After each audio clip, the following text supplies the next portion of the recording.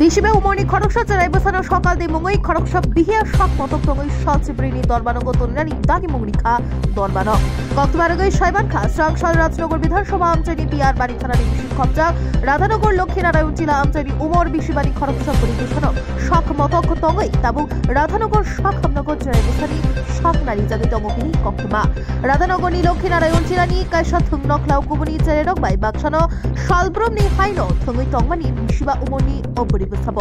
আজ অরাউন রাধানগর গ্রাম পঞ্চায়েত 108 আমচাইনি সকালতে এবা শ্যামল মুঙ্গই বিহিয়া পশু थुंगनखलातै नगो बिथिं तंगमानि थुंगनखलावनो अचराय बुसानो नुगै गोबांमा तमुंबाय सेम लगै सकालदे अचराय बुसानो थुंगनखलानि कायसा बेसेरो तुलागै थांगा यागुलो बबाय शक मतक तंखा यागुलो पातिमा थायनो चराय बुसा थै चाजानो ओंगै चिरिखगै तंखा चराय बुसा चिरिखगमा खरां खोनावै गुबुनि कानागिनि बरग्रक फायि सकबायगाते पातिमं सायमारै आमचेरि लुगुरक श्यामल देनरमै बियार बारि थानाव कक्तमा रहरका यागुलो कक्तमा बारै मात्रा गोनां बिहिया तमुं तंगनाय श्यामल देनरमै बियार बारि थानाव लाङै थांगा पुलिस बाजारा गोनां सकाल देनो केबेङै बियार बारि थानानि case number 28/2024 under section 08/06 POCSO Act 2012 and 65/2/BNS 2023 Act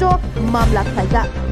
police सांग्रह सालो सकाल देनो दरबानगर सुपर्द खायके दरबानग माजरा गोनांनो सालचिप्रिनि दरबानगर तमिनानि दागि मुंग्रि काहिनी कक्तमा फियाबा साथाइगलायो सालब्रुमब्रुमनो अबहाय बुइनि बुसा बुतैनो शक मतक तंगनानि एबा शकनि बुसानो सुदुसे याकालिया बोजागाव सगैका ताबुंनियाव सालाव गोरों साया खायो फानो बुरि रकनि शकातनानि लामा गरिखा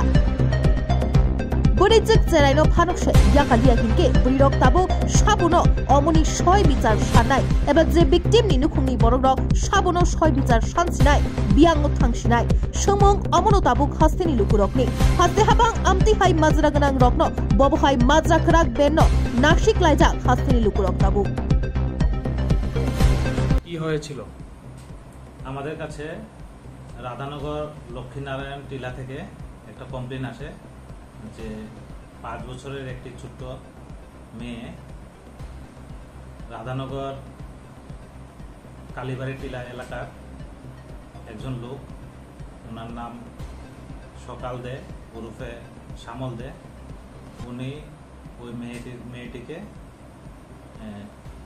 খেলা করছিল মেয়েটি এবং মেয়েটিকে ধরে মেয়েটির সাথে ধর্ষণের চেষ্টা করেন এবং ওই কমপ্লেইন মূলে আমরা ওনাকে অ্যারেস্ট করি এবং যাবতীয় প্রক্রিয়া আমরা করি এবং ওই লোকটাকে আমরা আজকে কোর্টে প্রেরণ করি এবং ওনাকে 14 দিনের জুডিশিয়াল রিমান্ডে রেখেছে এবং আমরা এটা তদন্ত করছি এই ঘটনাটা আমরা আইনানুগ ব্যবস্থা নিচ্ছি।